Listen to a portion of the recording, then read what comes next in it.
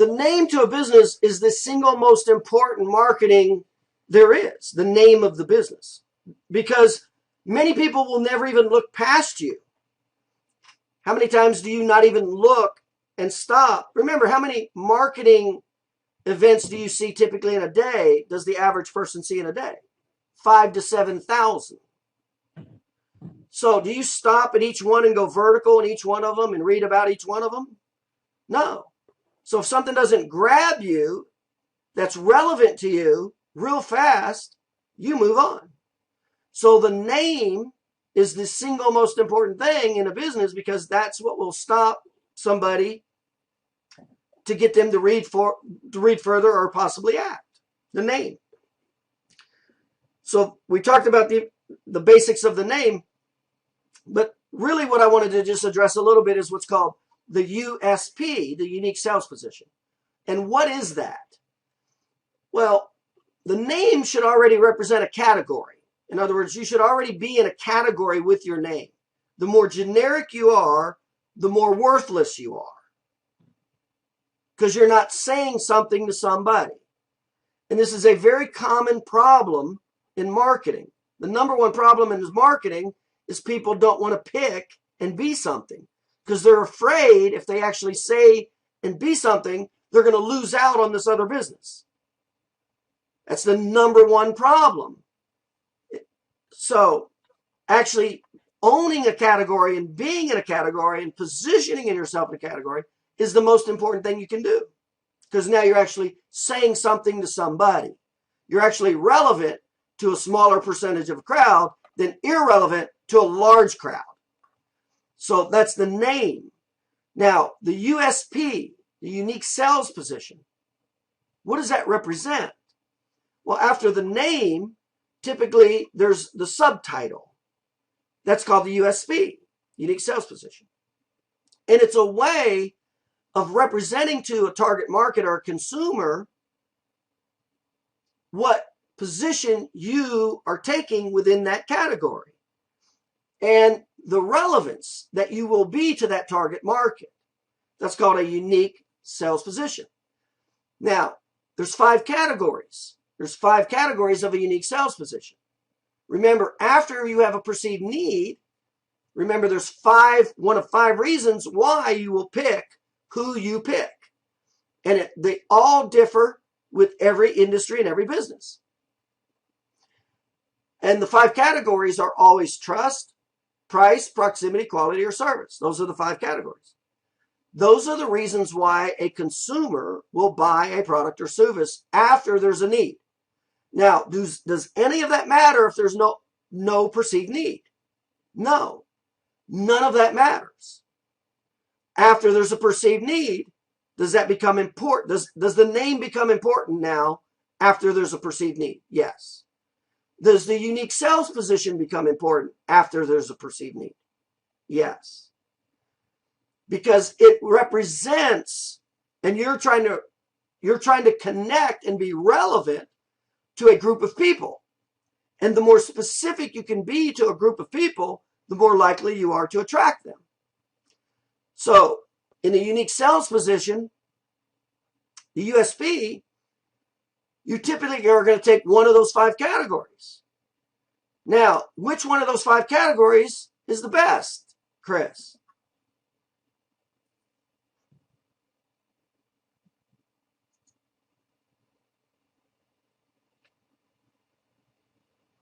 Proximity. Well, it depends on what. If they have perceived need. It depends on your target market and what their needs are. Yeah. That's what determines what message you're going to pick. That's called reverse engineering. How many times does that happen in chiropractic? Chiropractors actually take into consideration the needs of the consumer as opposed to imposing a chiropractic philosophy onto a market.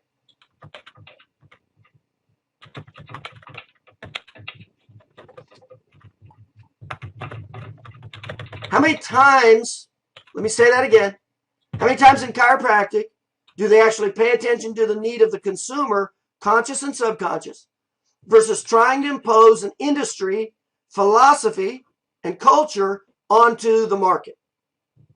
Never. I've never seen it in chiropractic. Chiropractors are always pushing what? Chiropractic. They're always pushing chiropractic. Right? Yep. Okay? So, you care about dentistry? No. Do you care about the philosophy of dentistry? Do you care about the founder of dentistry? No. So, this is a huge, huge problem. It's way more massive in chiropractic than other fields because of this philosophy thing. And the chiropractors have been brainwashed going through school that they don't even think normal anymore. So I typically have to spend an inordinate amount of time on this topic called category and positioning in gateways, because it's not taught, and it's basically 180 degrees of what should happen is what does happen.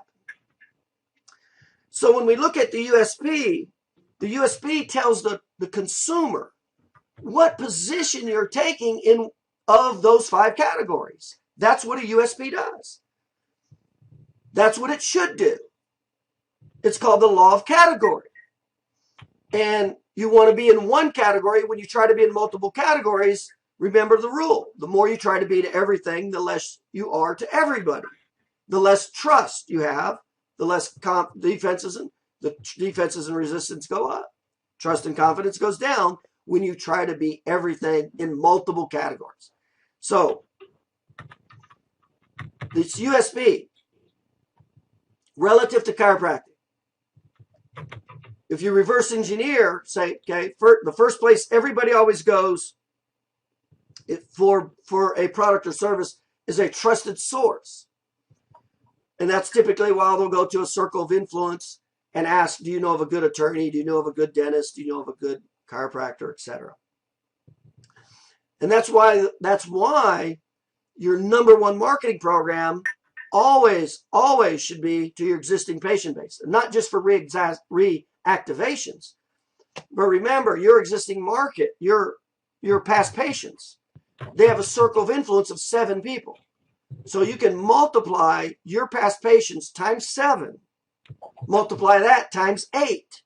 And that's how many people are asking and looking for a chiropractor that you have somewhat of an indirect connection to. That's why it should, in other words, a high trust category. And how important is trust to buying a product or service? It's very important. Some it's more important than others. To a candy bar, it's not. To healthcare, it's very important. So when we talk about the USP, after your name, so the name typically, when I opened the 77 offices, the name of the office was always the name of that city, the geographic location of that city, chiropractic.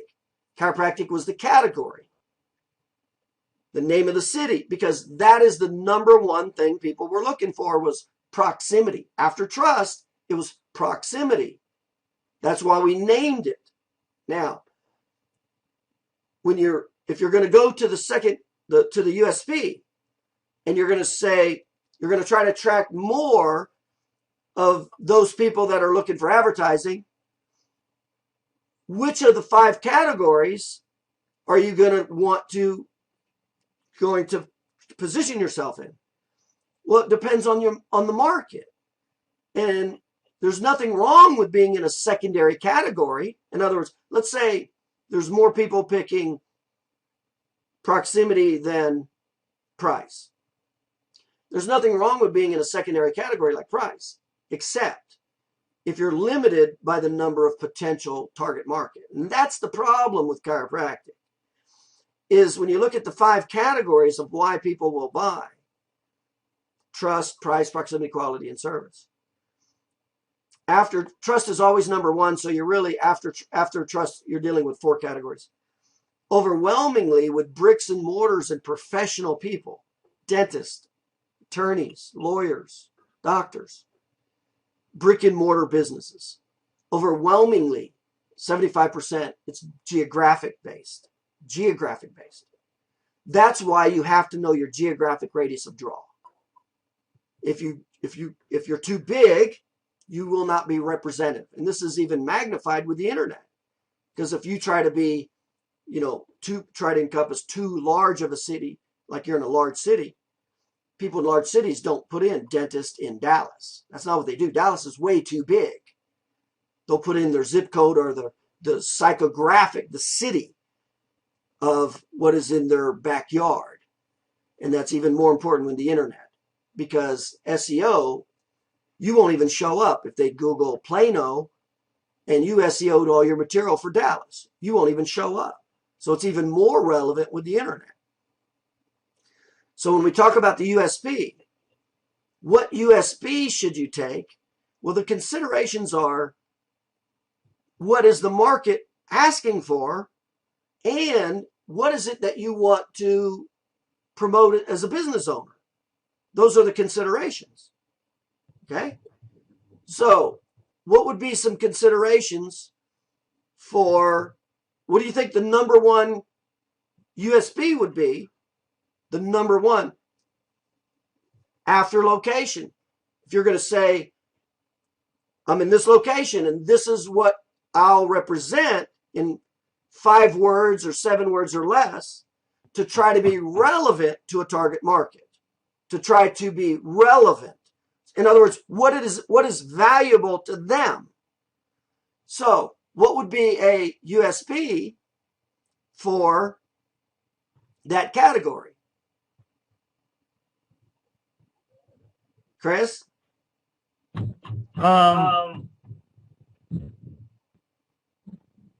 You're talking about for, what would be the USP for, what's next most important one? Is that? Well, what's it based on? What's the number one thing a USP is based on? The consumer, right? I would say price. The next, besides proximity. Okay. That could be one, right? Okay. Is Stacy there? Yeah, she had to run to the ladies' room. Okay. David, what would be a USP that would be relevant to a target market? I would think probably a gateway like neck pain or back pain. No, we're past gateways. We're talking about USPs, unique sales position. What position within a gateway?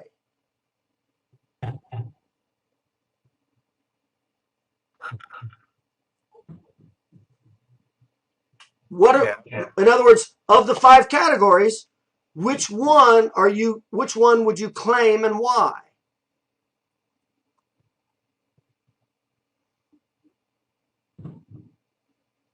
I would say probably price. Okay, that's possible, right? Okay, remember, what are USPs? Well, what are some common USPs? What's Walmart's USP? What category does Walmart say I'm in? Price. What's their USP? The price. We sell for less. That's their USP. You see Walmart, and right under Walmart it says we sell for less. What are they trying to tell their potential market? What category? If you're saying we sell for less, what are the 4 categories are they saying we're in?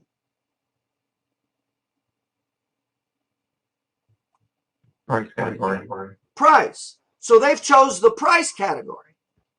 Okay? Papa John's, what's their USP?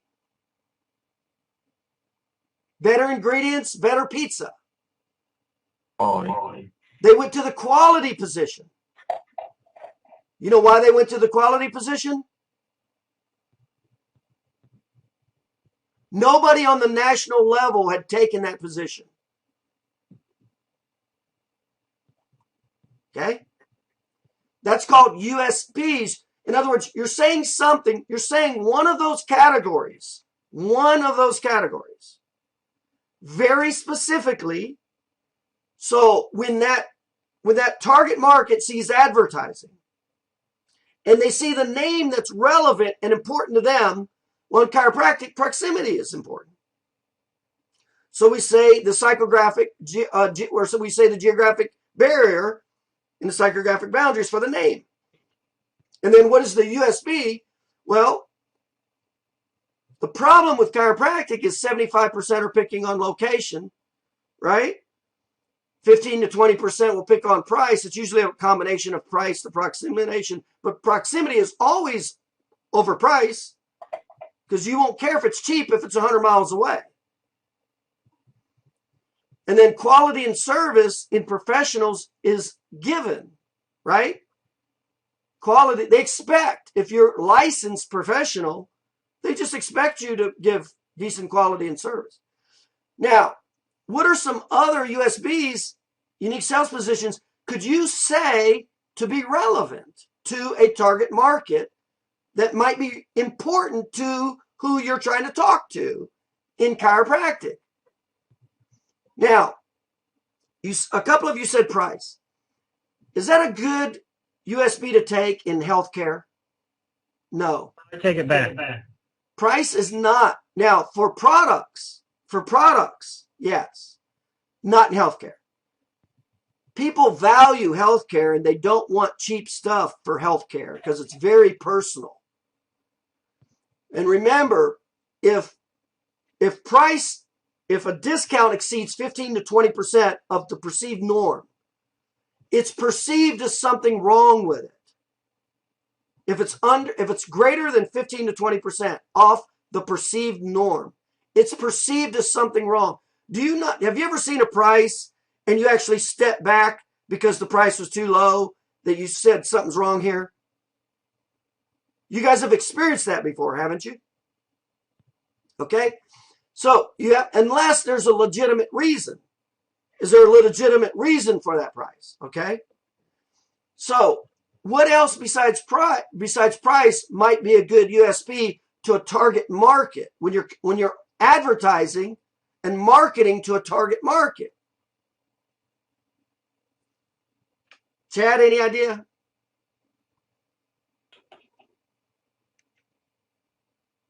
What's that? You mean what's something relative to our target market? Yeah. What USP? Time. Yeah, and why did you say time? Well, you know that we had a crash course with this with you already, and the reason I say time is because that's a huge factor for our patients. Because I already taught you this. Yeah, it was a hard lesson. Yeah. We get our new sign up tomorrow. Now, here is after proximity, price is important. So you could have a USB with price, right? You could say provider for most insurance plans. Could you not say that? You could totally be right in that category for a USB without creating a trust issue, like with too much of a discount or something like that, right? Mm-hmm. Okay, so that's one option. Now, I will tell you, when we were opening the offices, one of the USBs, and I came close to franchising this name, and the name was called 7 Chiropractic. And the USB was 7-minute wait or less, or it's free. 7 Chiropractic. And it was the name of, it was 7, whatever city, 7, city chiropractic, 7 blank chiropractic. It had the name, and then it was 7, and then 7. So we went on a time USB. Why did we pick time? What's the number one problem and obstacle people have with visiting a doctor? Waiting. Waiting. So that's why I picked that USP. I directly attacked what? Their primary need, their primary obstacle. You see how this works, Stacy? Yes. You see how this is totally 180 degrees different than chiropractic marketing and subluxation? Absolutely. Okay. So how relevant would be seven chiropractic Bedford or chiropractic, 7 chiropractic, 7-minute wait or less, or it's free? How relevant would that be to a potential chiropractic patient in Bedford? Well, you're in Bedford. You're in Bedford. How important is that to somebody looking in Bedford? You're in the category chiropractic. You're in the geographic location, the number one reason they pick. And then the USB would be time, which would be a number one obstacle, which is addressing the number one obstacle. How relevant is my name now and my USB to my target market? It's relevant. You see how relevant that becomes? Okay. So that was the franchise name we were working with at the time. Now, so we talked about the importance of a name, saying something to somebody, and there's nothing wrong with being number 2. What you want to be is number 1 in a category because we don't remember number 2. So it's better to be number 1 in a secondary category than number 2 in a higher category, because we subconsciously do not remember number 2. We remember number 1. So it's okay to be in a secondary category unless, like in chiropractic's position, you have 8% utilization and you're limited by a geographic radius of draw. So you got a finite number of people proactively looking for a chiropractor, don't you? That's called advertising. But now we already know there's a tremendous amount of opportunity in people that have back and neck pain, but they're not looking for a chiropractor. That's called sales. So let's just stick with advertising. So we're going to talk about advertising. That's the importance of the name, okay? Relevant, and then a USB that actually is resonating. Well, what if my number one obstacle would seeing a doctor is time, and the doctor says 7-minute wait or less, or it's free? How relevant is that to me if that's my number one obstacle with seeing a doctor is time? Does that become relevant now, Chris? Now, why am I covering this with you? Why am I covering this boring material with you? Why am I covering how to name a business, a USP? We're going to talk about gateways. Why are we covering it? Because our names suck. Yeah. Let's go with David's name. Let's go with David. David did all the chiropractic stuff. All the chiropractic stuff. So what did David name his office? David, what'd you name your office? Align Chiropractic. Align Chiropractic. How many people, consumers that are looking for chiropractors, align is one of the major words in where they're looking for a chiropractor?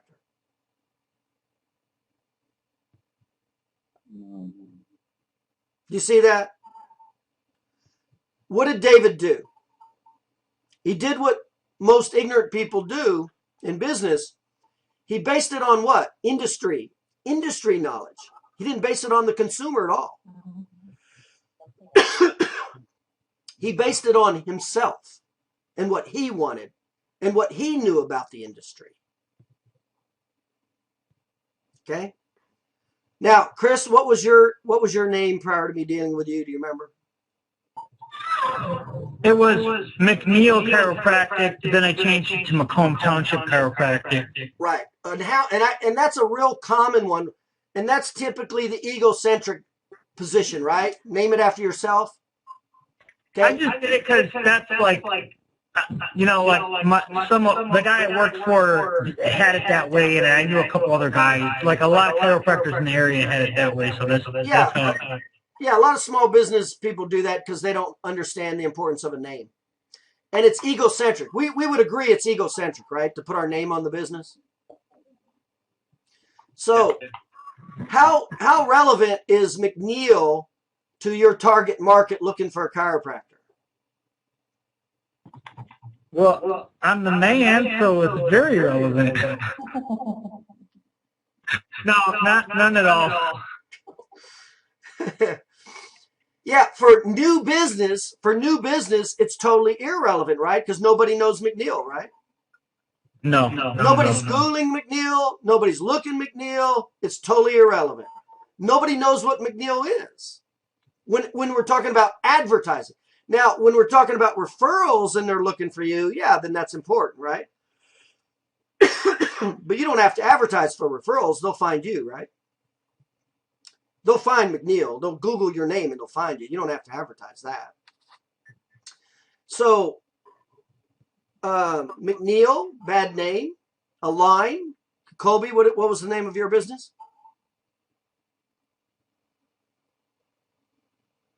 Chiropractor. What was it? Florida Chiropractor. Okay, and he now, so he took proximity, but what's wrong with that proximity? It's too big. Yeah. How many people were looking for and Googling Florida Chiropractor? I mean, nobody in St. Pete. They're all looking for St. Pete. Nobody. And it's even more important with the internet. Why? Because something called SEO, search engine optimization. And unless they Google Florida chiropractor, he will never come up unless he takes his Florida chiropractor and SEOs it for St. Pete. He's in St. Pete, so St. Pete chiropractor. Now, how important, how valuable is a name monetarily, money-wise?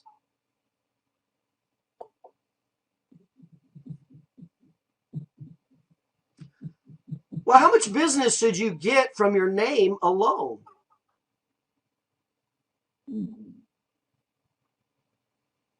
You should get anywhere from 1 to 4 new patients a month just from your name alone. Your sign, your name, just if it's a good name like what we're talking about. Not if it's Align Chiropractic or what's the one I see all the time? Axis Chiropractic? Is that like not an industry term or what? Axis Chiropractic? Like the public knows what an axis is? Or Atlas? Yeah, Atlas, same thing. Hey, I got a crazy one. Chiropractic, how it is phonetically spelled, like with a K and without the little symbols. I know there's a guy up the road. It's just crazy. Yeah, and what's bad about doing something like that is remember chiropractic already has a 67% negative name recognition. So how much can we flirt with a little bit of weirdness? We can't. I mean, everything we have to do has got to be like trust-based categories because of all the confusion and trust issues. So that's the now. It's important to you from and like my office, I'd get 1 to 4 new patients a month alone just from the name, just because I named it right. How much is that worth? Well, that's worth anywhere from $30,000 to $100,000 depending on your case average. That's worth a lot of money. Now, the USP. How important is the USP in chiropractic? The unique sales position in chiropractic. How important is that? To most chiropractors? Well, I'm just talking in general. How important is a USP to the market in chiropractic? Well, what I know now is pretty important. Well, I'll tell you this. Names and USPs are, those are very important things. But the reason it's not as important is because there's 8% utilization. 8%. So when we start going to a USP, how much smaller of a number do we have in a confined geographic area now? If you've already taken the number one category, which is proximity. how important is a USB. You see how it becomes way less important if you have, like I was in a town of 3,000. 8% of 3,000, divide that by, 12 months. And then, so the most important thing for me was the proximity. Now, but USB is important. So let me just get back to, why is this important to you? Why are we spending this time talking about a name and talking about a USB for you? Colby, why are we saying this?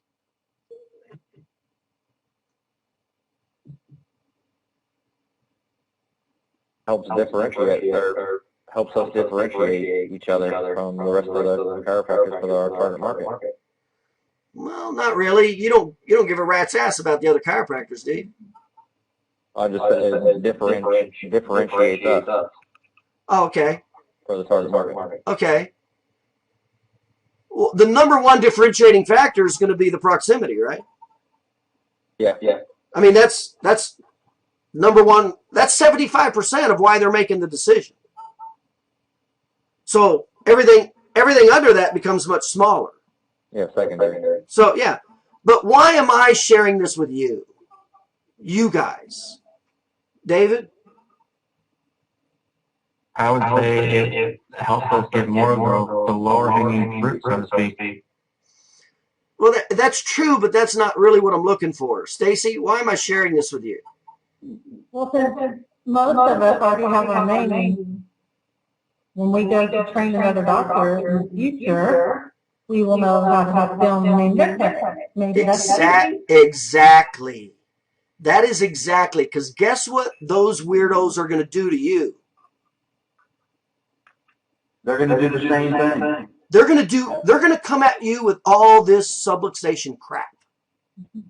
And you're going to just go nuts. You're going to go nuts because you're now learning the science of marketing, the subconscious psychology of why people buy and do what they do. In other words, the science of it, of what works better and what works less and why. And then you're going to have some yahoo come on board who's been through 4 years of a cult, and he's going to start talking about Align Chiropractic, Atlas Chiropractic, cancer, emphysema, asthma, allergies, bedwetting, and you're going to go nuts. And guess what happens when you have somebody who constantly is going off of the category? If there's only 8% and you keep violating the category, the gateways and all that, guess what you're going to do to all your marketing and your advertising? Kill it. You're going to kill it. And the people who do know, like, and trust you are going to start second guessing you because of things that you're saying that don't add up. The guy who came to you for neck pain, you did a great job with his neck, and now you're talking about cancer.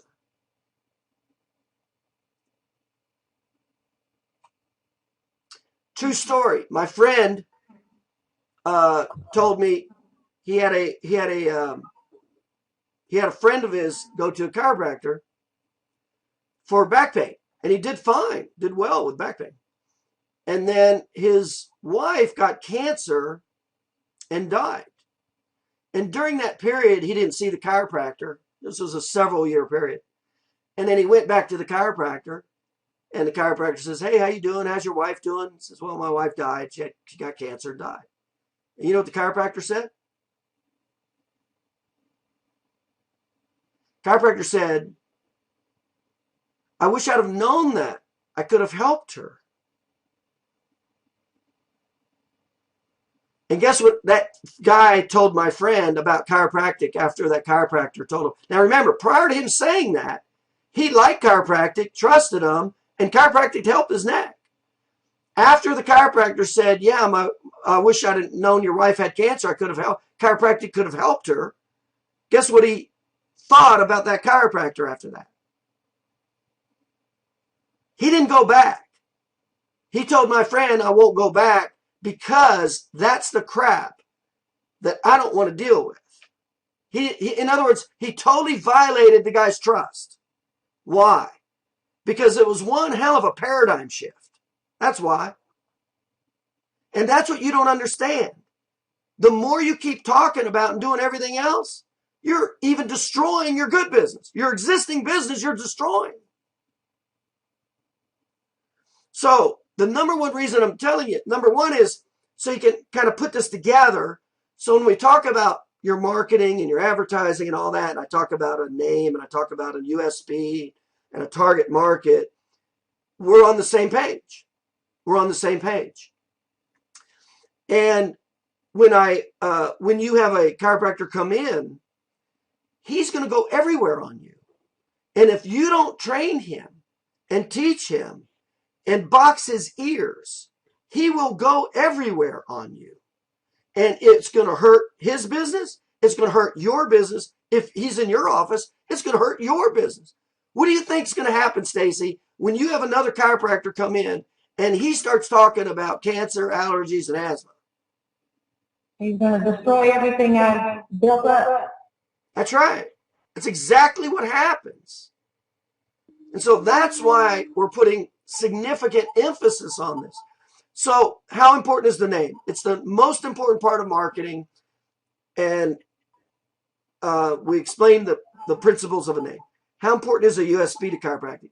It's not as important because, there's only 8% of the people looking, but you still, if anything, even if you don't say a USP that's relevant, what's the worst thing you can do? What if you said a USP that is a paradigm shift? You think that might ruin business? You think that might push business away from calling you? Yes. Yes, it will. And that's what you need to know. So it's not just to do it right, but to stop from doing things wrong that's ruining and destroying your potential business.